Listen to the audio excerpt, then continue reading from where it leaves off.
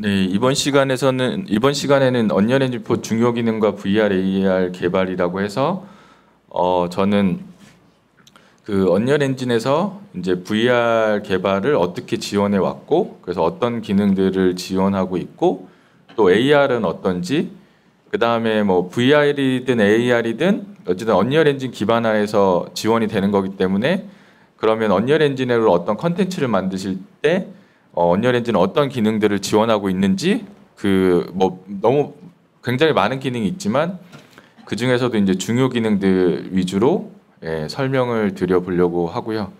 그래서 저희가 얼마나 신경 써서 만들고 있는지를 좀 설명드려보려고 하고요. 그럼 이제 첫 번째로 그 언리얼 엔진을 사용한 이제 VR, AR 개발 사례부터 좀 말씀드려보면, 이제 게임으로 먼저 말씀드려보면, 일단 저희가 만든 로보리콜이 있겠고요. 로보리콜은 뭐 여기서 직접 해보실 수도 있지만 아마 뭐 저희도 자신하지만 어떤 VR 게임에 견주어도 잘 만든, 전혀 어지럽지 않은 게임이고요. 그래서 혹시나 VR 하면 어지러워서 안 하신다는 분들도 한번 꼭 VR 요 로보리콜을 해보시면 다른 생각을 가지실 거예요. 왜냐하면 뭐 물론 좋은 컨텐츠가 많이 나오고 있지만 이제 VR 컨텐츠를 다른 거 해보셨다가 어지러워서 안 하신 분들이 많이 있는데 한번 꼭 해보시길 추천을 드리고요.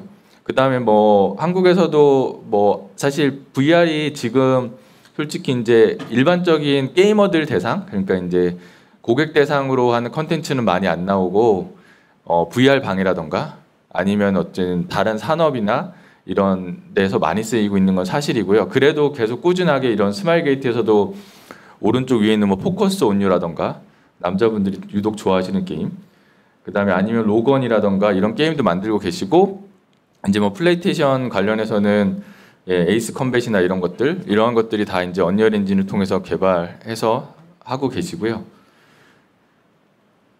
그 다음에 이제 그 엔터프라이즈로 가면 사실 그러니까 게임이 아닌 분야에서 사실 더 적극적으로 쓰고 있는 상황이긴 하세요. 이게 기존의 이제 교육이라던가 아니면 트레이닝, 시뮬레이션 분야를 이제 혁신적으로 바꾸고 있기는 하고요. 그게 왜 그러냐면 조사에 의하면은 이 실제적으로 옛날에는 뭐 새로운 장비가 나오든 어떤 교육을 할 때 영상 자료를 쓰거나 이렇게 하면 안전교육이나 이런 걸 하면 일주일 만에 다 잊어버리는데, 거의 그래도 이제 VR을 직접 껴서 자기가 직접 해보고 몸으로 익히면 그래도 1년이 지나도 뭐 거의 기억하고 있을 정도로 어쨌든 기억력이 좋다고 하기 때문에 그래서 그렇게 되고 있고요. 그래서 뭐 대표적인 사례를 보면은 뭐 예를 들어서 그 마이크로소프트 빌드 행사에서 이제 아폴로 11호가 이제 50주년 아폴로 11호 50주년 해가지고 그 아폴로 11호의 그때 전체적인 뭐 달 착륙 과정을 홀로렌즈 2를 써서 만드는 거를 이제 홀로렌즈 2로 보는 거를 언리얼 엔진으로 하셨었고, 그다음에 이제 가운데는 이제 군사 훈련 같은 경우도 이제 언리얼 엔진을 써가지고 여러 가지 시뮬레이션이나 이런 아니면 훈련을 만들고 계시고요. 그다음에 이제 건축에서도 쓰고 계시고, 그다음에 이제 BMW도 이제 디자인하는 데 있어서 실제 유저 인터페이스가 어떤지 센터페시아의 디자인이라던가 이런 걸 하는데 목업이 아닌 VR로서 하고 계시고, 그다음에 또 이거는 뭐 약간 그 보이드라는 이제 미국에서 요즘 그러니까 디즈니랑 같이 여러 가지 이제 체험할 수 있는 디즈니의 영화 컨텐츠를 체험할 수 있는 걸 만들고 계신데, 그 중에 이제 주먹왕 랄프를 직접 VR에서 할 수 있는 컨텐츠도 언리얼 엔진으로 만들어서 지금 보시는 게 뭐 지금 에디터에서 나오는 게 리얼타임으로 보이지만 거의 애니메이션 수준의 거를 뭐 언리얼 엔진 하고 계시고, 또 나사에서도 이제 우주에 가실 분들의 훈련을 이제 VR로 하는 것들을 이제 하고 계시고요. 그래서 이런 쪽으로 쓰고 계시고, 그 다음에 근데 이제 VR에서 뭐 이제 예를 들어서 일반적인 게이머들 대상으로 조금 더 의미 있는 일이 생긴 게, 한국에는 아직 출시 안 했지만 오큘러스 퀘스트가 나온 게 조금 의미가 있다고 저는 보고 있고요. 그래서 저희가 오늘 특별하게 오큘러스 퀘스트를 준비해 왔어요. 그래서 2대가 저기 있어요. 그래서 저희가 시연을 해드리고 있는데 아직 한국에는 출시 안 했는데 저희가 가지고 왔고요.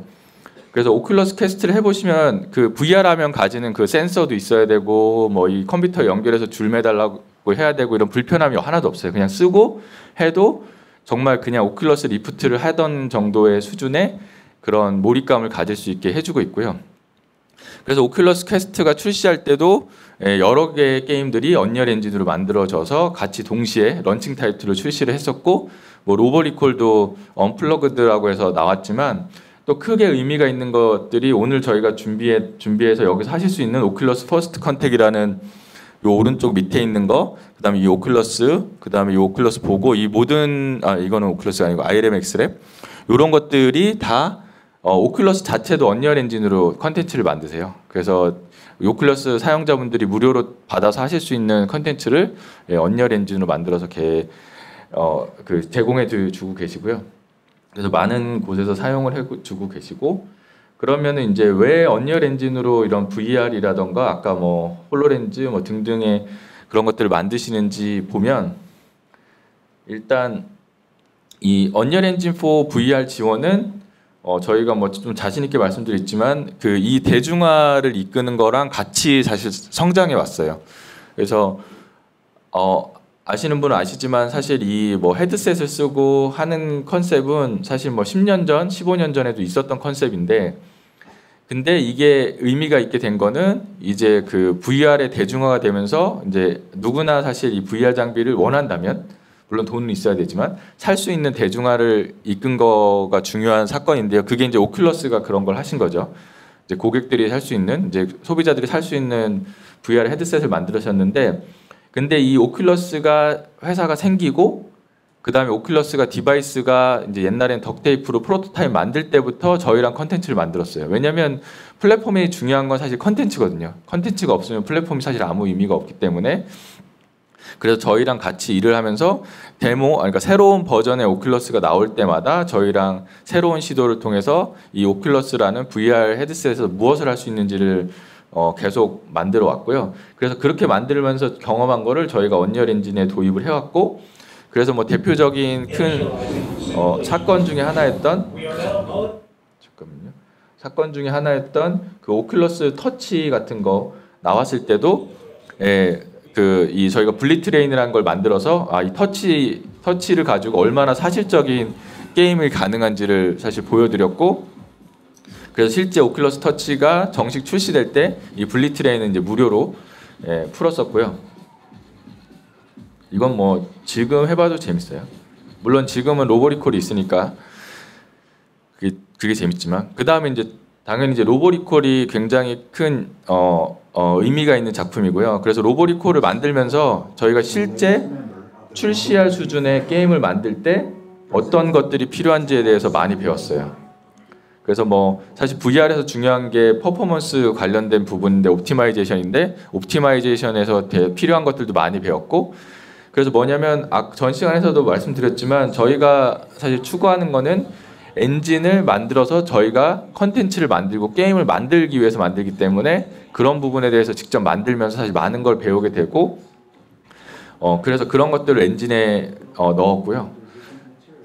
또 중요한 게 로보리콜 같은 경우는 저희가 이제 모드킷도 제공해 드려요. 모드킷을 제공해 드려서 모드킷을 받으셔서 이제 그걸로 이제 새로운 무기도 넣어보실 수 있고, 아니면 레벨 디자인도 해보실 수가 있고, 근데 더 중요한 거는 여기에 어쨌든 소스 코드들도 보실 수 있어요. 그래서 이제 어떻게 만들어졌는지 참고도 하실 수가 있어요. 그게 왜 중요하냐면 VR이 사실 실제 기술적으로 생각해 보면 그러니까 VR이 사실 별게 아닐 수 있어요. 별게 아니에요. 뭐냐면 이미 무슨 얘기냐면 컨텐츠 제작자로서 기술적으로 뭐 특별하게 챌린지가 있는 건 옵티마이제이션 말고는 없어요. 무슨 얘기냐면 헤드셋 끼고 사실 컨트롤을 들고 어떤 게임을 하는 거예요. 거기서 뭐 기술적으로 뭐 되게 어려운 부분은 없어요. 단 사실 중요한 건 뭐냐면 어떻게 이 VR 환경 하에서 굉장히 몰입감 있는 컨텐츠를 최적화해서 만들 거냐가 사실은 이슈거든요.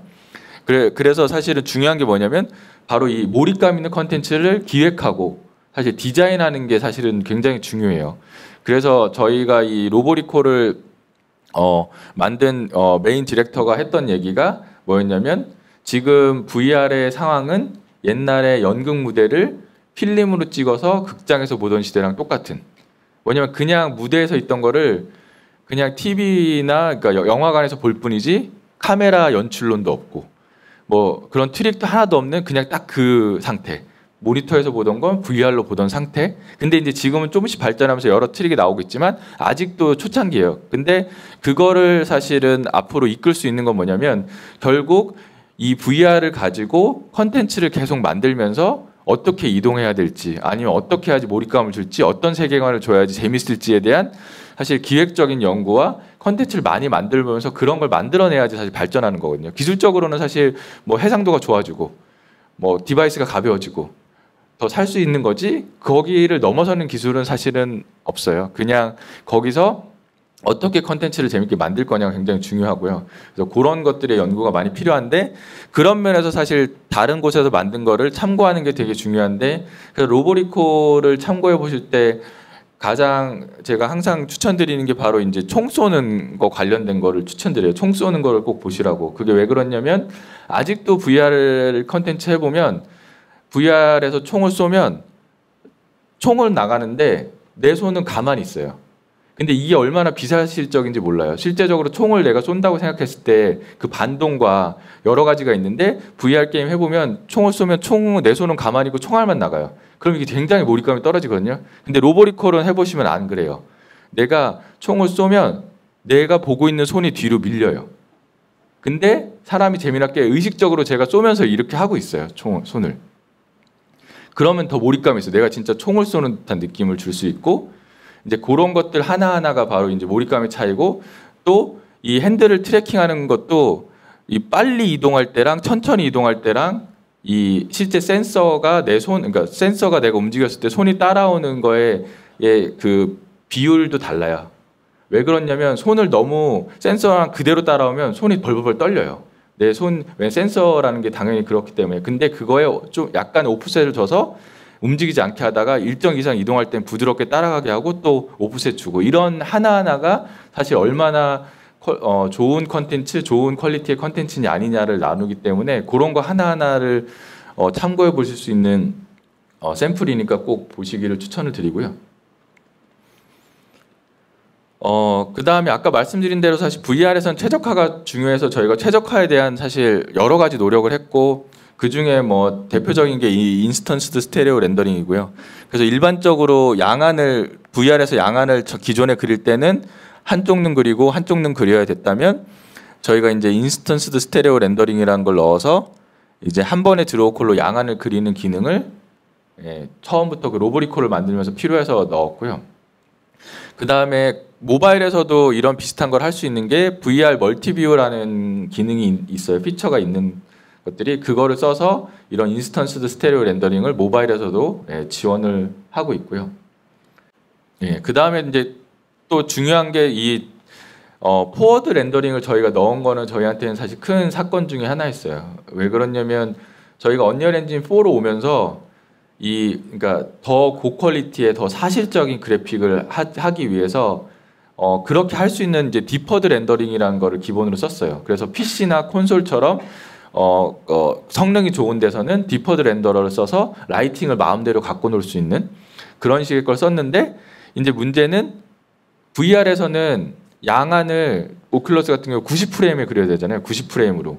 근데 그게 굉장히 챌린지했어요. 어려웠어요. 그래서 저희가 과감하게 포워드 렌더러를 따로 넣었어요. 데스크탑용으로. 근데 거의 사실 VR 전용이죠. VR 전용일 수 있는 이 데스크탑 포워드 렌더러를 넣고 그래서 그것을 통해서 더 고퀄리티지만 깨끗한 어떤 VR을 그런 최적화돼서 하실 수 있도록 사실 지원도 했고요.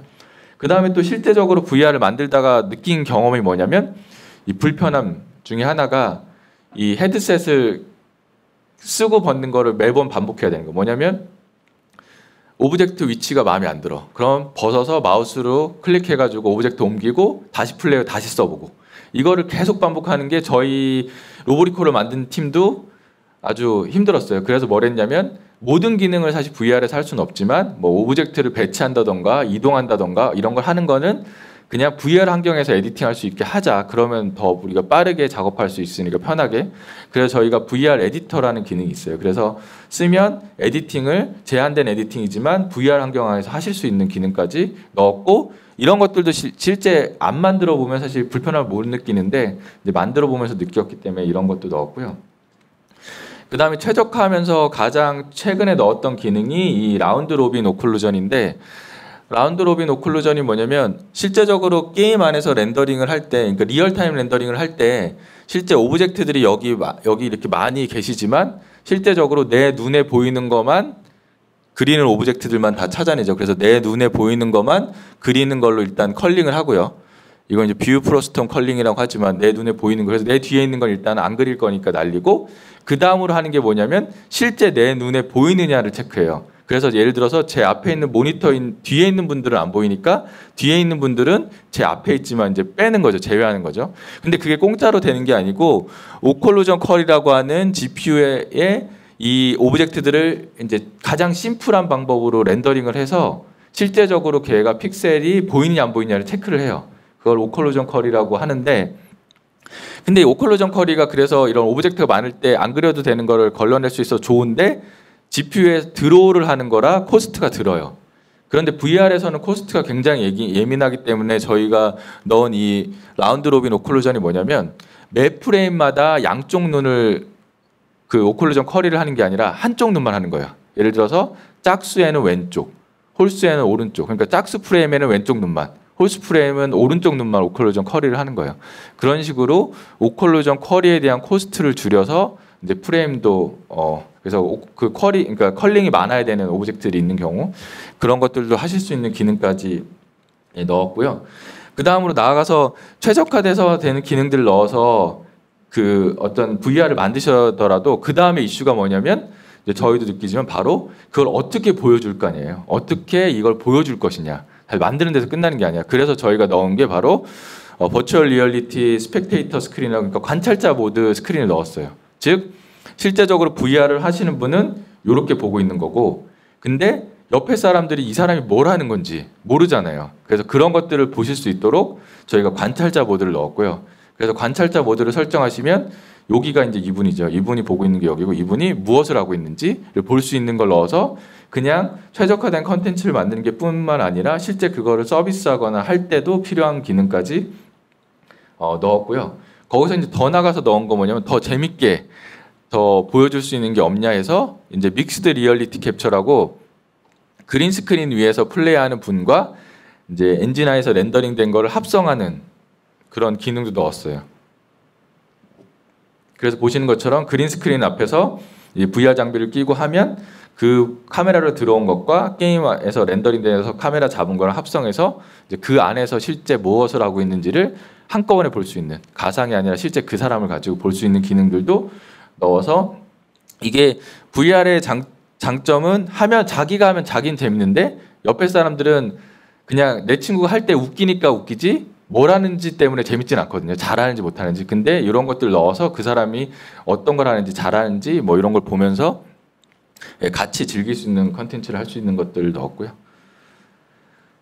그 다음에 이제 뭐 저희가 이제 당연히 이제 VR 지원 플랫폼은 이제 생각하시는 중요한 플랫폼들은 지원을 다 하고 있는데, 이제 개발도 저희가 좀 편하게 하실 수 있도록 뭐 템플릿도 만들었어요. 그래서 가상현실 템플릿이라고 해가지고 실제 VR을 만드실 때 카메라 트래킹이라던가 아니면 내 손 그 컨트롤러의 움직임 이런 것들을 처음부터 만드실 필요 없이 그냥 저희 그 프로젝트 브라우저를 여시고 가상현실 템플릿을 가지고 시작을 하시면 기본적인 세팅이 다 돼 있어요. 그래서 예를 들어 오큘러스 리프트나 바이브 관련돼서, 그래서 어떻게 되냐면 보시는 것처럼 텔레포트 기능들도 이미 구현이 되어 있고, 그 다음에 내가 뭐 컨트롤러를 통해서 하는 것도 되지만 이런 그런 그냥 바이브나 아니면 오큘러스 터치 같은 이런 컨트롤러로 텔레포트 하는 것도 다 지원을 하고요.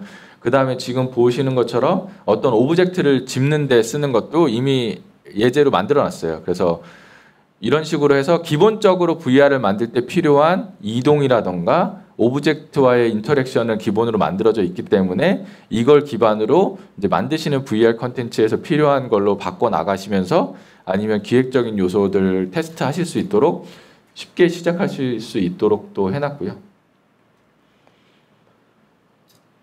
그 다음에 이제 AR로 넘어가 보면 AR은 사실 뭐 대표적인 플랫폼들이 이런 게 있을 거예요. 뭐 AR 킷, AR 코어, 홀로렌즈, 뭐 매직립이 있을 텐데, 그래서 저희가 이런 대표적인 것들을 지원하고 있고, 근데 이제 아직 AR은 아시겠지만, 물론 AR로도 재미난 게임들이 나와 있긴 하지만 아직은 사실 일반적인 게임에서 쓰는 거는 이제 많이는 안 쓰이고 있는 상태기는 하고, 뭐 점점 늘어날 것 같지만 지금은 사실 오히려 약간 산업 분야에서는 관심 있게 많이 쓰고 계시네요. 홀로렌즈를 쓴다던가 이렇게 해서 어떤 산업 현장에서 무언가를 좀 생산적으로 할 수 있는 것들에 대해 쓰고 있는 상태긴 하고요. 그래서 저희도 이런 부분들을 지원하고 있고, 그 다음에 아까 홀로렌즈 같은 경우는 마이크로소프트 빌드, 그 홀로렌즈 2를 공개하는 행사에서 마이크로소프트가 ILM 엑스랩이랑 그 아폴로 11호를 이제 언리얼 엔진을 만드셨지만, 그렇게 해서도 홀로렌즈도 하고 계시지만, 매직립 같은 경우는 이 마이카라는 버추얼 휴먼을 직접 만들고 계세요. 직접 만들고 계신데 이것도 이제 언리얼 엔진을 만드셨고, 그래서 매직립 요 디바이스를 끼시면 이게 이제 아까 뭐 스펙테이터 모드 같은 거죠. 아니면 그래서 뭐냐면 실제 이분을 보고 있는 거예요, 마이카를. 그래서 마이카랑 가상의 디지털 휴먼과 같이 게임을 하는 거예요. 그래서 이런 것들을 하는 데 있어서도 언리얼 엔진을 가지고 이렇게 테스트를 하고 계시고, 그 다음에 왜 그럼 언리얼 엔진을 하시냐면 결국 이 AR에서도 그 다음에 AR 거기다 플러스 이제 AI까지 되는데, 중요한 게 뭐냐면 그런 이제 머리가 똑똑해지는 가상의 캐릭터들이 정말 뭐 AR이 발전돼서 내 눈앞에서 어떤 작은 안경으로 써서 보이는 게 됐을 때 중요한 건 얼마나 사실적으로 보일 거냐가 중요해요. 그 사람이. 그렇기 때문에 퀄리티 좋은 사실적인 렌더링이 사실 필요하게 되고요. 그래서 언리얼 엔진을 하고 계시고, 근데 이제 실제 우리가 지금 당장에 일반적으로 쓸 수 있는 게 이제 모바일 AR인데요. 그래서 저희도 당연히 AR킷이랑 AR코어를 지원하고 있고, 거기다 더 나가서 저희는 템플릿도 지원을 하고 있고, 템플릿으로 시작하실 수 있고, 또 템플릿뿐만 아니라 템플릿에서도 이 AR킷이든 AR코어든 똑같은 인터페이스로 블루프린트를 쓰던지 하셔서 개발하실 수 있도록, 즉 뭐냐면 AR킷이니까 좀 다르게 해야 되고 AR코어니까 다르게 하는 게 아니라 하나의 통합된 인터페이스로 만드시면 AR킷이든 AR코어든 다 하실 수 있는 그런 지원을 하고 있고요. 그 다음에 이제 AR킷에 관련해서 또 저희가 하고 있는 게, 지원하고 있는 게 이제 페이스 트래킹이 있는데요. 페이스 트래킹은 그래서 이제 얼굴을 인식해서 얼굴의 표정 같은 경우를 이제 따라하거나 하는 거죠. 그걸 이용해서 저희는 페이스 AR이란 샘플을 무료로 또 제공해 드리고 있어요. 그래서 이거를 써 보시면 아이폰 10 이상에서 그 실제적으로 내 얼굴을 트래킹해 가지고 캐릭터가 내 얼굴 표정을 따라하고 그걸 실제 녹화해서 애니메이션을 만드실 수가 있어요. 그래서 저희도 게임에서 쓰는 페이셜 애니메이션 같은 경우는 아이폰으로도 만들어서 하고 있어요. 그래서 전에는 사실 이런 페이셜 캡처를 해서 하는 게 굉장히 비용이나 여러 가지 면에서 어려웠다면, 지금은 아이폰 같은 거가 있으시면 페이셜 애니메이션도 좀 더 쉽게 하실 수 있도록 되어 있고, 또 뭐 최근에 발표됐던 내용들을 보면은 이제 모션도 트래킹 하잖아요. 이제 모션도 트래킹 하기 때문에 결국 이런 AR을 지원하는 AR 킷들을 통해서 이제 모션 캡처도 아마 어느 정도까지 하실 수 있는 거가 될 거라고 보고 있고요. 그래서 실제 이런 페이셜 같은 게 필요하신 분들은 요 샘플을 받으셔서 이제 리깅한 걸 보시고 캐릭터만 바꾸시면 만드시는 게임용의 애니메이션, 페이셜 애니메이션을 만드실 수 있어요. 그렇게. 그래서 이것도 무료로 제공해드리고 있고요. 그래서 이제 뭐 VR, AR에 대해서 쭉 설명을 드렸는데, 그러면 이제 그런 VR이든 AR이든 뭐 모바일이든 PC든 콘솔이든 그런 모든 플랫폼에서 언리얼 엔진으로 컨텐츠를 만드실 때 저희가 제공하는 기능들에 대해서 설명을 드려볼 텐데요. 근데 많은 기능들이 있기 때문에 이제 중요한 기능들을 설명을 드려볼 거고요. 그 첫 번째가 이제 쉐이더가 되겠고요. 이제 머티리얼이 되겠는데, 일단은 저희 언리얼 엔진 4에서 물리 기반 렌더링을 지원하고, 물리 기반 렌더링을 통해서 굉장히 사실적인 고퀄리티의 렌더링이 가능하고요. 근데 거기서 중요한 건 뭐냐면 사실적이고 고퀄리티인데 어려우면 의미가 없잖아요. 그래서 저희가 그런 것들을 좀 쉽게 만드실 수 있도록 노력을 했어요. 왜냐하면 이게 그냥 뭐 여기 와서 계신 언리얼 엔진을 쓰거나 쓰실 분들을 위해서뿐만 아니라 저희 내부에 있는 아티스트 분들도 물리 기반 렌더링이라 해서 물리를 이해해서 내가 수치를 작성해야 되고 이러면 사실 못 만들잖아요. 그래서 어떤 아티스트가 되셨더라도 좀 쉽게 하실 수 있도록 하기 위해서 저희가 노드 기반의 머티리얼 에디터라는 걸 만들었고요. 이게 뭐냐면 실제적으로 어떤 걸 만드실 때 그거를 그냥 노드 베이스로 이렇게 만드셔서 연결하면 쉐이더 코드가 자동으로 생성되는 이런 시스템이고요. 이런 것들을 통해서 생각하시는 어떤 쉐이더나 느낌들을 빨리 테스트해보고 만들어 보실 수가 있어요. 근데 이게 왜 중요하냐면 실제 사실적인 렌더링이 되는 데 있어서 굉장히 중요한 게 재질의 느낌이에요. 재질의 느낌이 일단 기반이 돼야 되기 때문에 그런 재질들을 쉽게 만들 수 있도록 지원하고 있고요. 그래서 한번 보면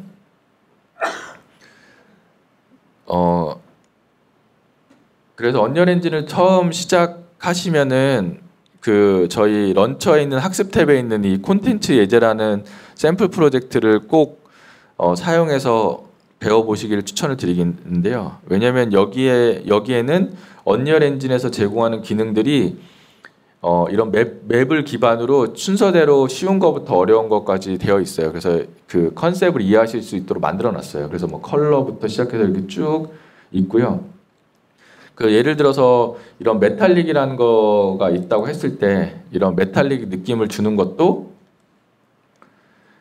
만약에 물리라고 하면 실제적으로 물리는 리니어하게 값이 바뀌지 않잖아요. 사실은 익스포네셜하게 막 값이 바뀌고 일정 값 넘어가면 확 바뀌고. 근데 이제 저희가 당연히 아티스트 분들이 이해하기 쉽도록 0에서 1 사이의 값으로 값을 많이 주냐 적게 주냐라고 할 수 있게 해놨고요. 그래서 이런 메탈릭 나는 느낌을 그냥 줄이면 점점 플라스틱 느낌이 나고, 메탈릭을 세게 주면 점점 크롬 같은 메탈 느낌이 나게 하는 이런 식으로 사실은 지원을 하고 있고요. 그래서 사실 지금은 사실적인 재질을 만드는 거는 이제 좀 더 쉬워지고 있어요. 대신에 전에 알고 계시던 게임을 만들던 컨셉, 디퓨즈에다가 라이트며 이런 재질 느낌 주는 분들은 더 어려워하세요. 왜냐하면 예전에는 이렇게 줘야지 이쁘게 나왔는데 지금은 오히려 그런 걸 안 줘야지 이쁘게 나와요. 그러니까 오히려 순수한 색깔만 만들고, 그 다음에 어떤 재질의 사실은 그 느낌을 그냥 재질의 울퉁불퉁함 정도라던가 러프니스라는 이런 것들을 만드셔야지, 전에처럼 그런 것들이 다 묻어진 맵을 만들면 이상하게 나오는 거예요. 그렇기 때문에 오히려 이런 새롭게 그냥 이 컨셉을 이해하고 가시면 더 쉽게 만드실 수가 있고, 요즘에는 또 이런 것들을 제공하는 여러 가지 솔루션들이 있기 때문에 서브스턴스나 이런 걸 쓰시면 이런 재질들은 더 사실적으로 쉽게 만들 수 있도록 하고 있고요. 그래서 이렇게 재질을 만드시면 재질을 만드시면 이렇게 이런 노드 기반으로 이렇게 재질을 만드시는 거고, 이게 저희의 머티리얼 에디터가 되겠고, 그렇게 만들게 되면 그걸 기반으로 이렇게 쉐이더 코드가 자동으로 생성이 돼요. 이 쉐이더 코드는 각 플랫폼마다 다른 쉐이더를 쓰는 경우가 있기 때문에 자동으로 그 플랫폼용 쉐이더 코드가 만들어지게 이미 되어 있고요. 그래서 아티스트 분들은 기본적으로는 그건 신경 안 쓰시고 여기서만 원하시는 걸 구현하시면 되도록 되어 있고요. 그 다음에 이제 저희는 어쨌든 저희가 직접 컨텐츠를 만들기 때문에 어떤 기능을 만들더라도 중요하게 생각하는 게 바로 이제 최적화예요. 실제 대요가 아니라 그게 플랫폼에서 잘 되거나 최적화가 돼야 되는. 그래서 저희가 최적화 옵션들을 많이 제공하고 있는데, 그 중에 예를 들자면 머티리얼에서도 이런 퀄리티 스위치 같은 거, 즉 뭐냐면 엔진 안에 저희가 퀄리티 스위치를 정하실 수 있어요. 예를 들어서 안드로이드 디바이스다 하면 낮은 사양은 낮은 사양으로 설정해서 시작할 수 있게 하고, 높은 사양은 높게 시작하게 하고, 그러면 이 머티리얼을 작성하실 때 낮은 사양은 단순한 쉐이더를 연결해 놓고 높은 사양은 좀 더 사실적이지만 복잡한 쉐이더를 해 놓으면 각각의 무슨 얘기냐면 각각의 그 디바이스의 성능에 따라 다른 어셋을 만들 필요 없이 하나의 머티리얼에서 그거를 다 대응하게 하실 수도 있고, 그 다음에 안드로이드 같은 경우는 워낙 다양한 게 있기 때문에 옵션을 아예 더 디테일하게 이런 걸 하실 수 있게 해놨어요. 예를 들어서 아예 그러니까 안드로이드의 낮은 사양에서는 아예 그 러프니스라는 재질 느낌을 안 쓰게 해서 쉐이더를 가장 단순하게 만든다든지 이런 옵션을 통해서 최적화된 컨텐츠를 만드실 수 있도록 해놨고, 이런 것들이 계속 저희가 만드는 이유는 저희가 직접 만들어서 서비스하고 있는 포트나이트 같은 게임이 맵 하나, 캐릭터 하나, 머티리얼 하나 이런 식으로 하나를 가지고 PC부터 콘솔, 모바일, 스위치 다 지원하기 때문에 이런 옵션들을 통해서 아티스트 분들이 각 플랫폼을 위한 컨텐츠를 다시 만들지 않아도 되도록 지원을 하고 있고요. 그 다음에 또 플랫폼별로도 할 수 있어요. 아까 말씀드린 것처럼 이게 모바일이냐 PC냐에 따라서 이게 그러니까 PC인데도 사양이 여러 개 될 수도 있고 모바일인데도 사양이 여러 개 될 수 있잖아요. 그렇기 때문에 아까 그 사양에 따라 스위치도 있지만 아예 플랫폼별로 사양을 또 줄 수 있어서 더 디테일하게 그런 것도 하실 수 있도록 저희가 지원하고 있고요. 그 다음에 이제 머티리얼이 좋아서 쉐이더가 좋아도 기본이 돼야 되는 건 뭐냐면 텍스처가 있어야 돼요. 텍스처. 그래서 텍스처가 많아지게 돼 있어요. 텍스처가 많아져요. 그래서 이런 부분도 당연히 저희도 똑같이 고민한 부분이라 저희는 텍스처 스트리밍을 지원하고 있어요. 텍스처 스트리밍은 뭐냐면 실제 렌더링을 할 때 텍스처들은 여러 개의 민맵을 가지잖아요. 민맵은 뭐냐면 하나가 1024, 1024 텍스처면 실제 512, 256이라든 더 반반 더 작은 텍스처를 갖고 있어요. 그걸 왜 갖고 있냐면 실제 렌더링을 할 때 가까이 있는 거는 크게 보이기 때문에 큰 텍스처를 쓰는 게 유리하지만 이 멀리 있는 요게 1024, 1024 텍스처인데 실제 1024라고 그러면 이게 지글거려요. 그렇기 때문에 오히려 더 낮은 민맵을 자동으로 GPU가 선택해서 그려요, 원래.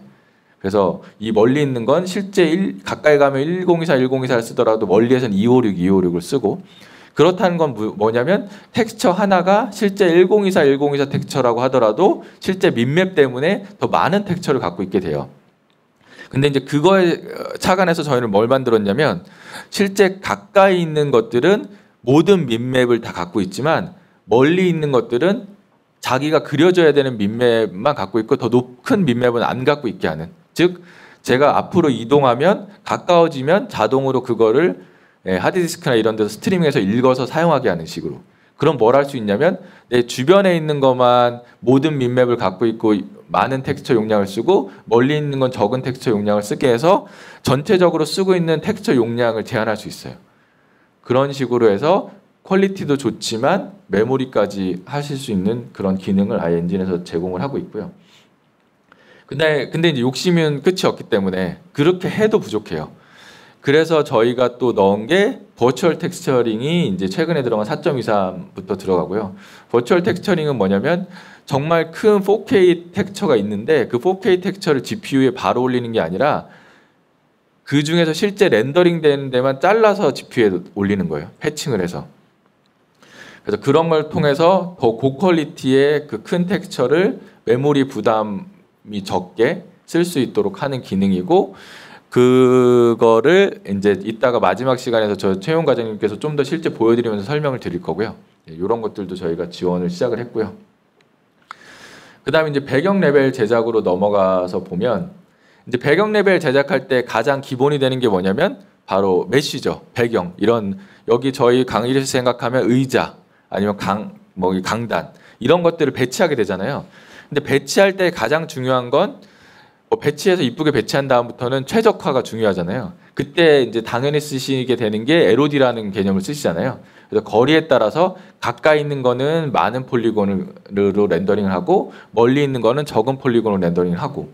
근데 이 기능을 쓰기 위해서는 일반적으로 근데 요즘은 그렇게 당연히 안 하시지만 맥스나 이런 데서 노가다로 LOD를 만드시는 것도 가능하지만 요즘에는 툴들이 나와 있잖아요. 그런 툴들을 써서 LOD를 자동화해서 만드시는데 저희 언리얼 엔진에서는 외부 툴을 쓸 필요 없이 엔진 내에서 그냥 LOD를 만들어주는 기능이 있어요. 그래서 그 기능을 보게 되면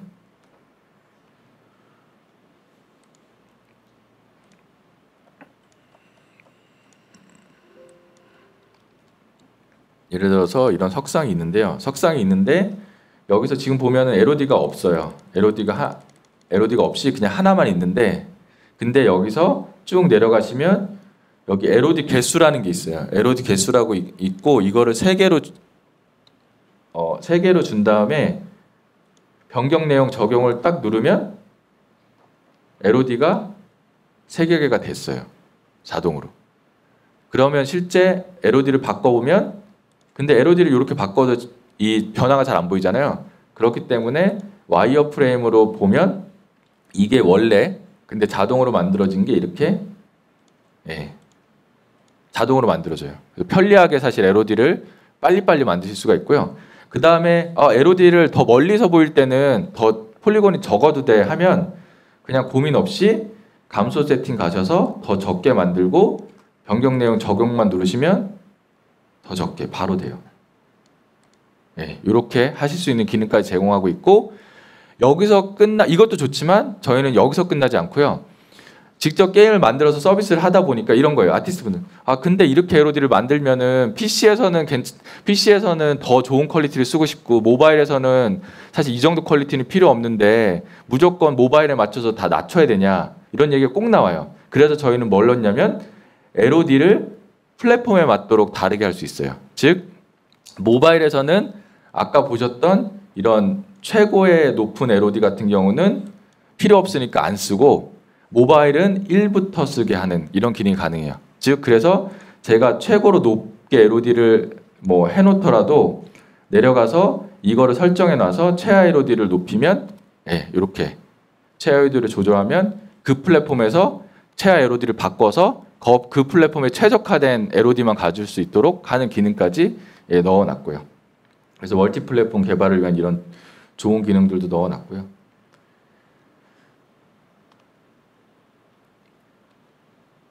그렇게 쉽게 만들 수 있고 근데 이제 그 다음으로 또 고민하게 되는 건 뭐냐면 좋아. LOD를 했어. 그래서 하나의 것이 LOD를 통해서 거리가 멀어지면 적은 폴리곤이고 그리고 좋아. 근데 중요한 건 예를 들어서 이렇게 있는데 지금 이렇게 석상을 놓고 그 다음에 요거가 예를 들어서 하나 놓였는데 가까이에서는 이렇게 디테일 있게 보이면 좋지만 멀리서 볼 때는 굳이 이런 디테일로 안 보여도 되고 뭐냐면 멀리 가서 자동으로 LOD가 되니까 얘가 적은 폴리곤으로 그려져서 퍼포먼스를 최적화할 수 있지만 문제는 2번 그려야 돼 얘네 두레를 어쩔 수 없이 드로우 콜이 2개예요. 그래서 저희가 그런 것까지 해결할 수도 있도록 멀리 이제 배경 같은 거 만드셨을 때 그렇게 머지에서 쓰실 수 있도록 머지 기능도 넣었어요. 2개를 선택한 다음에 액터 병합이란 걸 하시고 뭐 머티리얼까지 다 합친다고 해서 액터 병합을 누르시면 그다음에 폴더를 하나 만들고 이미 있구나. 폴더를 하나 만들고 저장을 눌러서 액터 병합을 하시면 이렇게 텍스처도 합쳐주고요. 그래서 아예 하나에 합쳐진 메쉬가 나와요. 그러면 드로우 콜이 하나가 되는 거예요. 근데 당연히 퀄리티는 떨어지지만 멀리서 놓게 쓰는 데는 뭐 따로 이거를 엑셀 갔다 올 작업하실 필요도 없이 그냥 에디터 안에서 이렇게 편하게 만드실 수 있도록 하는 기능도 제공해드리고 있고요. 그 다음으로 또 저희가 제공하는 또 좋은 기능이 레벨 스트리밍 기능이 있어요. 요즘 아까 전에 들으신 것처럼 요즘 만들시고 있는 한국의 많은 게임들이 사실 MMORPG로 모바일조차 MMORPG 하고 있고 그래서 언리얼 엔진을 거의 다 쓰시는데 그 이유 중에 하나가 이런 레벨 스트림 기능이 있기 때문이기도 해요. 뭐냐면 큰 레벨을 만들려면 넓은 지형이 필요하잖아요. 지역이. 그러면 메모리가 문제가 될 수 있잖아요. 그래서 언리얼 엔진은 뭘 제공하냐면 엔진 자체의 기능에서 레벨들을 로딩하고 언로딩을 거리에 따라 아니면 어떤 조건에 따라 할 수 있는 스트리밍 기능을 지원을 하고 있어요. 그래서 넓은 지형을 할 때 내가 거기에 가까이 가면 레벨을 로딩하고 멀어지면 레벨을 언로딩한다든지 이런 기능들을 제공을 하고 있고요. 그래서 그거를 한번 테스트 레벨로 한번 보여드리면서 설명을 드리면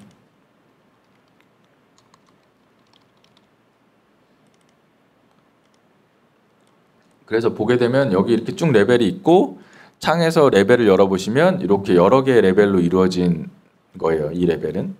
그래서 실제 이걸 꺼보시면 저기 있는 멀리 있는 레벨들이 사라지는 걸 보실 수가 있고 일단 플레이를 해보면 바로 앞에 레벨이 없는데 제가 갈수록 레벨이 이렇게 로딩되는 걸 보실 수가 있어요. 이런 식으로 레벨을 구성하셔서 최적화된 레벨을 구성하실 수가 있고, 이게 그냥 넓은 지형을 만들 때 유용한 것뿐만 아니라 이제 그러니까 개발자분들끼리 안 싸워도 돼요. 이제 개발자분들이 싸우는 이유 중에 하나가 예를 들어서 기획자분이 배경 아티스트분이 만든 레벨 수정해가지고 저장하고, 그럼 이제 누가 수정했냐고 이거.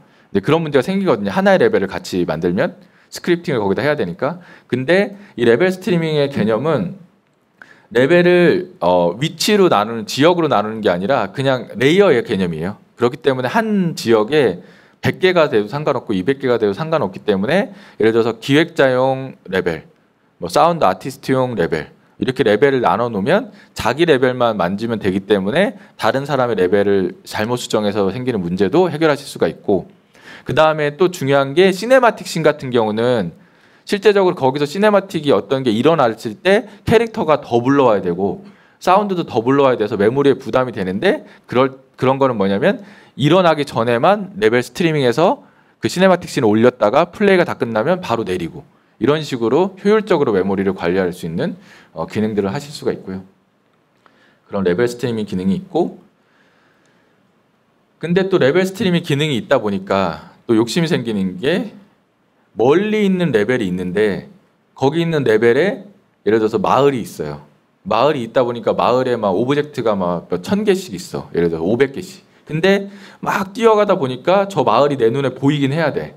그래서 마을이 로딩이 된단 말이죠. 근데 거기에 1000개, 500개 되는 마을들이 보이는 건 렌더링이 걸려야 되잖아요. 근데 저 멀리 있어서 잘 보이지도 않는데 걔네들을 그 모양 그대로 렌더링을 해야 되냐라는 욕심에 저희가 뭘 만들었냐면 하이라키컬 LOD라고 레벨의 LOD를 만들 수가 있어요. 즉 뭐냐면 레벨에 배치되어 있는 오브젝트들을 하나의 메쉬로 만들어줘요. 그래서 멀리서 있는 레벨은 하나의 메쉬, 통메쉬로 하나의 드로우 콜로 렌더링하고, 가까이 가면 원래 자기들로 나눠지는 그런 기능을 해서, 이렇게 보시는 것처럼 이렇게 많은 폴리곤이 실제 HLOD 레벨이 되면 이렇게 작은 더 적은 숫자가 되고요. 그래서 멀리서는 티가 안 나게 하고 가까이 가면 고퀄리티가 되기 때문에 또 상관없어서 퍼포먼스까지 할 수 있는 기능을 제공해드리고 있고요.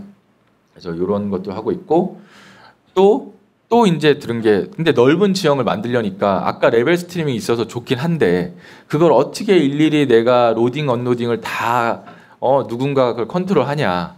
그래서 만든 게 저희가 월드 컴포지션이라고 레벨을 타일 단위로 구성해서 거리에 따라서 자동으로 로딩 언로딩 해주는 기능이 있어요. 그래서 레이어별로 거리를 설정하시면 그 레이어에 해당되는 레벨은 가까워지면 로딩되고 멀어지면 언로딩되는 기능까지 해서 넓은 지형을 만들 수 있는 기능들을 제공하고 있고요. 또 드는 이제 질문은 넓은 지형, 그러니까 넓은 레벨을 만들 때 필수로 필요한 게 바로 넓은 지형. 근데 넓은 지형을 메쉬를 다 만들어서 와야 되냐?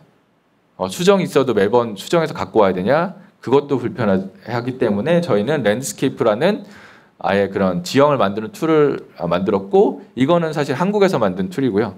그래서 그게 이제 4까지 넘어와서 계속 발전이 됐고, 원래 첫 번째 거는 이제 한국에서 만들었고요. 그래서 랜드스케이프를 좀 보여드리면,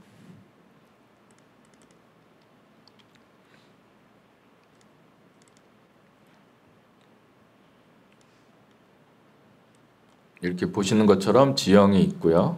그 다음에 랜드스케이프 에디터를 열고 조각 툴을 써서 이렇게 하시면 이렇게 레벨을 만드실 수가 있죠. 그 다음에 저희가 그냥 레벨을 이렇게 하면 이렇게 안 이쁘게 만들어지잖아요. 그래서 그런 것도 다 고려해서 스무스하는 기능도 있고요. 거기다가 레벨을 내가 일일이 다 이렇게 만들기 힘들잖아요. 그래서 침식을 시뮬레이션 하는 것도 있어요. 침식 시뮬레이션도 있고, 물에 의한 시뮬레이션, 비가 오고 했을 때 되는 침식에 대한 시뮬레이션도 다 있어서 그걸로 좀 더 자연스러운 레벨을 만들 수 있는 기능들도 제공해드리고 있고요. 그래서 이렇게 랜드스케이프를 만들면 편한데, 다음으로 또 욕심이 생기는 게, 아니 이렇게 넓은 지형을 어떻게 일일이 나무를 내가 심냐. 그래서 폴리지 툴이라는 것도 저희가 만들었고요. 넓은 지형을 만들 때 나무 심는 것도 편하게 하시라고, 그래서 폴리지 툴을 쓰고 내가 배치할 거를 선택한 다음에 페인팅을 하면 나무가 심기는 이런 툴도 만들었고요. 그래서 이런 것을 통해서 나무를 좀 쉽게 배치하고 하실 수 있도록 하는 기능도 만들었고요. 그 다음에 뭐 스플라인 툴이라고 도로 같은 거를 뭐 만들 수 있는 툴도 있고요. 그래서 이런 툴들로 넓은 지형을 만들 수 있는 것들도 했는데, 이제 폴리지로 사실 이렇게 나무를 박아서 이렇게 하면 편한데, 다음으로 또 욕심내는 게, 야, 초원인데 풀은 어떻게 할 거냐고. 풀은 내가 또 일일이 이렇게 페인트를 칠하면은 어떻게 최적화를 할 거고 밀도는 어떻게 조절할 거고 할 거냐. 그래서 아예 랜드스케이프 그래스라는 아예 풀을 만드는 기능이 따로 있어요. 그래서 그냥 일일이 페인팅을 하는 게 아니라 머티리얼 안에서 랜드스케이프 머티리얼 안에서 설정을 하면 랜드스케이프 위에 풀이 생겨요. 그래서 밀도도 조절하면 그 플랫폼에 맞도록 밀도를 조절하면 모바일에서는 풀이 더 적거나 아예 없고 콘솔에서는 많고 이런 것들도 조절하실 수 있도록 하는 기능까지 다 제공을 하고 있고요. 그 다음에 이렇게 지형을 다 만들고 멋지게 만들고 나면, 그러니까 전부 다이나믹하게 라이팅을 쓰면 좋겠지만 퍼포먼스 문제 때문에 이제 라이트 맵을 굽거나 하잖아요. 섀도우 맵을 굽거나. 근데 넓은 지형의 라이트 맵, 섀도우 맵을 구우면 오래 걸리죠. 굉장히 오랜 시간이 걸려요. 그래서 그런 것들을 또 도와드리기 위해서 저희가 분산 빌드 기능을 엔진에서 제공해요. 즉 뭐냐면 이런 넓게 만든 지형을 라이트를 빌드할 때 내 컴퓨터 파워만 가지고 여기 라이트 맵을 섀도우를 만드는 게 아니라 여러 대 있는 컴퓨터에다가 에이전트를 깔아 놓으면 분산해서 빌드할 수 있도록 하는 기능까지 제공을 해드리고 있고요. 그런 것까지 또 신경을 쓰고 있고, 그 다음으로 또 이제 넓은 지형을 만들 때 필요하신, 그러니까 욕심내는 것 중에 하나가, 그러니까 넓은 지형인데 이쁜 지형을 만들 때 욕심나는 게 이런 것들이 욕심이 나거든요. 이제 섀도우, 퀄리티를 봤을 때 섀도우에 욕심이 나요. 뭐냐면 지금 보시는 것처럼 이렇게 예를 들어서 지금은 이제 볼록볼록하는 거지만 나무가 흔들려요. 그러면은 나무가 흔들리는 거 맞춰서 그림자도 흔들려야 자연스럽잖아요. 근데 그림자가 흔들린다는 건 무슨 얘기냐? 다이나믹 라이트를 하고 있다는 거예요. 다이나믹 섀도우를. 그럼 그게 퍼포먼스 코스트가 들잖아요. 그럼 그렇다고 우리가 레벨이 큰데 전부 다이나믹 라이트를 하기에는 코스트도 비싸고, 그 다음에 라이트도 라이트 매스 저희 걸 쓰면 반사광도 지하에도 생기는데 지하에도 없어서 퀄리티도 좀 떨어져. 그러면은 이런 움직이는 섀도우는 못 쓰는 거냐. 그래서 저희가 퀄리티도 잡고 퍼포먼스도 잡을 수 있게 캐스케이드 섀도우 맵이라는 기능이 있어요. 그거는 뭐냐면 이거를 해서 라이트, 다이나믹 라이트를 하신 다음에 이렇게 가서 제가 이 캐스케이드 섀도우 맵을 사용하는 거리를 줄여보면 이 앞에서 이렇게 움직이고 있는데 지금 섀도우가 멈추죠. 이거는 뭐냐면 이미 구워진 스태틱 섀도우를 쓰고 있는 거예요. 근데 제가 가까이 가면 이거 200은 너무 작다. 보시는 것처럼 움직이기 시작해요. 가까이 있는 것부터. 즉 요만큼의 영역까지는 제가 설정한 거리까지는 다이나믹 섀도우를 쓰고요. 그 뒤에는 스태틱 섀도우를 써서 캐릭터 주변에 있는 가까운 거는 섀도우가 움직여서 자연스럽고 퀄리티 좋게 하고, 멀리 있는 건 스태틱 섀도우를 써서 퍼포먼스를 아끼는 이런 기능까지 제공을 하고 있습니다. 그 다음에 이제 캐릭터 관련된 기능으로 넘어가면, 이제 캐릭터 관련된 기능에서 캐릭터의 가장 기본은 바로 이제 스켈레탈 메쉬죠. 메쉬. 근데 메쉬도 LOD가 필요하잖아요. 캐릭터들이 특히나 많은 폴리곤을 갖고 있기 때문에 LOD가 중요한데, 저희가 LOD 기능을 제공하는 것뿐만 아니라 그거를 자동으로 만들 수 있도록, 그러니까 이것도 그러니까 스태틱 메쉬뿐만 아니라 스켈레탈 메쉬도 LOD를 에디터 안에서 만들 수가 있어요. 즉 스켈레탈 메쉬 LOD를 맥스나 아니면 다른 툴을 써서 만들 필요가 없이 에디터 안에서 만들 수가 있어요. 그것도 보여드리면,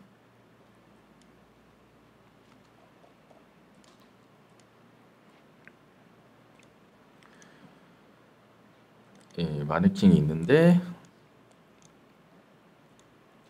예, 이렇게 마네킹이 있고요. 근데 얘도 LOD가 없어요. 지금 LOD가 없는데 쭉 내려가 보시면 여기도 LOD 개수라고 있어요. LOD 개수를 또 3개라고 하고 변경 사양을 적용을 눌러가지고 LOD를 만들라고 하면 그 다음에 완성됐어요. 그래서 올라가서 보면 여기서 LOD가 이렇게 생겨 있어요. 그래서 스켈레탈 메시조차도 LOD를 에디터 안에서 그냥 쉽게 만드실 수가 있어요. 그래서 이거를 보기 편하게 와이어프레임으로 보시면 이렇게 이것도 아까랑 똑같이 더 폴리곤 수가 더 적어야 될 거라고 생각하면 여기서 숫자를 좀 줄이신 다음에 재생성을 누르시면 여기서 더 적은 숫자의 LOD가 더 생기고요. 이런 식으로 쉽게 만들 수가 있고요. 사실 이렇게 LOD 생성까지 제공하는 경우는 없어요. 다른 엔진은 어디도 따로 하셔야 되는데 저희는 이런 걸 다 제공하고 있고 이것뿐만 아니라 저희가 뭐까지 제공하고 있냐면 캐릭터에서 또 퍼포먼스를 많이 잡아먹는 것 중에 하나가 뭐냐면 바로 이제 애니메이션을 계산하는 거고 애니메이션 계산할 때 애니메이션에 필요한 게 바로 본이잖아요. 그래서 본 이름을 보면 이렇게 본이 많아요. 근데 솔직히 이렇게 LOD가 낮게 보이는 애가 내 눈앞에 있지 않을 텐데 솔직히 손가락 본 같은 게 필요 없잖아요. 애니메이션 계산할 때 이걸 안 하는 게 편하잖아요. 그래서 저희는 이 폴리곤뿐만 아니라 본까지도 없애실 수가 있어요. 그래서 제가 여기서 본투 리무브에다가 없앨 본을 왼손 밑에 있는 본 다 없애. 그 다음에 오른손 밑에 있는 본을 다 없애하고서 제거본 재적용하면 본이 없어져요. 얘네들이 본까지도 LOD를 하실 수 있는 기능을 엔진 레벨에서 제공하고 있어서 최적화해서 사용하실 수가 있고요. 네, 그런 기능들도 제공하고 있고 그 다음으로 아까 애니메이션이 퍼포먼스를 많이 먹는다고 했잖아요. 애니메이션 계산. 그래서 본을 줄여주는 것뿐만 아니라 애니메이션을 계산하는 빈도수도 조절할 수 있게 했어요. 즉 뭐냐면 멀리 있는 캐릭터들은 애니메이션을 좀 더 띄엄띄엄 계산하는 거예요. 그 다음에 가까이 있는 캐릭터는 전부 다 계산하고 그럼으로써 전체적으로 게임에 나와서 계산하는 시간을 줄여줄 수 있는 기능을 아예 엔진 레벨에서 지원해요. 그래서 애니메이션이 업데이트되는 레이트를 조절해서 애니메이션에 드리는 시간을 조절할 수 있게. 근데 이걸 넣었더니 문제가 뭐였냐면 많은 캐릭터가 나오니까 우선순위가 애매해지더라고요. 다 막 중요하게 되고 그렇다 보니까 가까이 있는 캐릭터 중에서도 중요한 애가 있고 안 중요한 애가 있잖아요. 내가 보이는 우리 편 캐릭터는 중요하고 뭐 적군에서는 안 중요한 애가 있잖아요. 그래서 저희가 넣은 기능이 뭐냐면 버지팅 기능도 넣었어요. 요번 게 베타로 넣었는데 뭐냐면 한 프레임의 애니메이션에 쓸 버짓을 적용하면 그 버짓을 기반으로 중요도가 높은 것들부터 계산하고 낮은 것들은 애니메이션 계산을 최소화하는 그래서 최적의 퀄리티에서 퍼포먼스를 낼 수 있는 애니메이션 계산할 수 있는 기능까지 넣었고요. 다시 말씀드리지만 이런 기능은 직접 게임 안 만들어 봤으면 절대로 만들 이유가 없는 기능들 중이에요. 저희가 게임을 만들다 보니 이렇게까지 디테일하게 사실 최적화 기능을 넣고 있고 특히나 모바일 하나의 컨텐츠로 PC, 모바일 다 만들어야 되다 보니 이렇게 하고 있고요. 그 다음에 또 애니메이션이 많이 나오는 것 중에 또 중요한 게 뭐냐면 여러 개의 이런 군집해서 나오는 몬스터들이 나와요. 근데 이 몬스터들이 각자 다 애니메이션을 따로 계산하면 당연히 코스트가 많이 들죠. 그래서 애니메이션을 공유하는 기능도 넣었어요. 즉 애니메이션을 몇 개 계산해서 비슷하게 랜덤하게 애들이 같이 씀으로써 마치 모든 애들이 스스로가 애니메이션을 하는 것처럼 할 수 있는 기능까지 넣어서 또 애니메이션을 더 많이 쓰실 수 있도록 하는 기능도 넣었고요. 그 다음에 또 그 게임을 만드실 때 고민하게 되는 부분이 또 뭐가 있냐면 이런 거예요. 내가 무기가 있는데 총이 있는데 샷건이 있는데 내가 샷건을 들어서 쏠 때는 애니메이션이 돼야 돼요. 뭐 그렇잖아요. 총이 애니메이션이 돼야 되는데 뭐 장전을 한다던가. 근데 바닥에 놔서 내가 짚는 거로 했을 때 그거를 내가 쓰는 스켈레탈 메쉬로 본이 있는 애니메이션이 되는 걸로 놓으면 너무 무거워요. 그래서 보통 어떻게 하냐면 게임 그 바닥에 배치되는 스태틱 메쉬 하나 만들고 그 다음에 아니면 이제 내가 실제 들고서 쏘는 스켈레탈 메쉬 따로 만들고. 근데 저희도 똑같은 고민을 하면서 넣은 기능이 뭐냐면 스켈레탈 메쉬인데 렌더 스태틱 값을 true로 하면 얘가 스태틱 메시처럼 렌더링을 해요. 최적화되게 빠르게. 그렇기 때문에 두 개를 안 만들어도 되시고 하나만 만들어서 다 쓸 수 있도록 하는 기능도 넣었고요. 그 다음으로 이펙트 관련된 기능으로는 저희가 캐스케이드라는 거를 통해서 이펙트를 만들 수 있는 거를 계속 제공해 왔는데, 저희가 욕심이 나고 또 더 차세대 이펙트 툴을 만들기 위해서 나이아가라라는 툴을 만들어서 계속 발전시켜 왔고, 사실 지금부터는 이제 나이아가라를 써서 만들어 보시는 걸 시작해 보시면 될 것 같고요. 그래서 이 나이아가라를 쓰시면 기존의 캐스케이드는 어떤 좀 더 복잡하거나 새로운 걸 하려면 프로그래머가 어떤 모듈을 만들어 줘야 됐다면, 이거는 아티스트 분들이 자신이 하고 싶은 것들을 더 많이 하실 수 있고 엔진에 있는 여러 기능들을 마음대로 좀 더 쓰실 수 있도록 하는 더 진보된 기능이고요. 그래서 그런 것들을 제공하고 있고, 또 이제 파티클을 쓸 때 또 이슈가 되는 게 뭐냐면, 바로 파티클을 총을 쏘거나 막 할 때, 그래서 총탄이 맞은 부분이라던가 아니면 총구에서 나오는 불꽃이 계속 나왔다 없어졌다 하잖아요. 그래서 이렇게 반복돼서 파티클은 나왔다 없어졌다 나왔다 없어졌다 하기 때문에 생성되고 지우고 생성되고 지우고를 반복해요. 그렇기 때문에 그게 생성하고 지우는 게 코스트이기 때문에 그거를 줄여주기 위해서 이 파티클은 저희가 풀링 시스템을 엔진에서 제공해요. 즉 한 군데 파티클을 여러 개 두고 갖다 쓰는 거예요. 갖다가 쓰고 반납하고 쓰고 반납하고. 그래서 생성하고 삭제하는 시간을 줄이는 기능들도 제공하고 있고요. 그 다음에 이제 마지막으로 저희가 이제 열심히 만들고 있는 아까 앞에도 설명드렸지만 저희가 만들고 있는 이제 카오스라는 기능이 있고요. 그건 차세대 물리 시스템이고, 이거는 뭐냐면 저희가 생각할 때 이제 앞으로 나오는 게임들은 중요한 키워드 중에 한 가지가 물리라고 생각해요. 이제 앞으로 나오는 게임들은 물리를 쓰는 게임들이 더 많이 나올 거다. 그래서 저희가 물리를 지원하는 그러니까 저희 자체적으로 물리를 지원하는 카오스라는 좋은 물리 엔진을 만들고 있고요. 그래서 요것들도 이제 쓰실 수 있게 하고 있고, 그래서 한번 보여드리면 이렇게 플레이해서 보시게 되면 예를 들어서 뭐 이런 식으로 특정 포인트는 빼고 부셔진다든지, 아니면 특정 부분만 부셔진다든지, 아니면 뭐 폭탄이 터지는 느낌이라든지, 이런 식의 것들을 엔진 내에서 사실 부시고 설정하실 수 있는 기능을 만들어서 이 최신 버전에서 들어갔고 실험 기능으로 들어갔고, 그래서 계속 발전시켜서 지원드릴 예정입니다. 그래서 여기까지 해서 제 세션을 마치도록 하겠습니다. 감사합니다.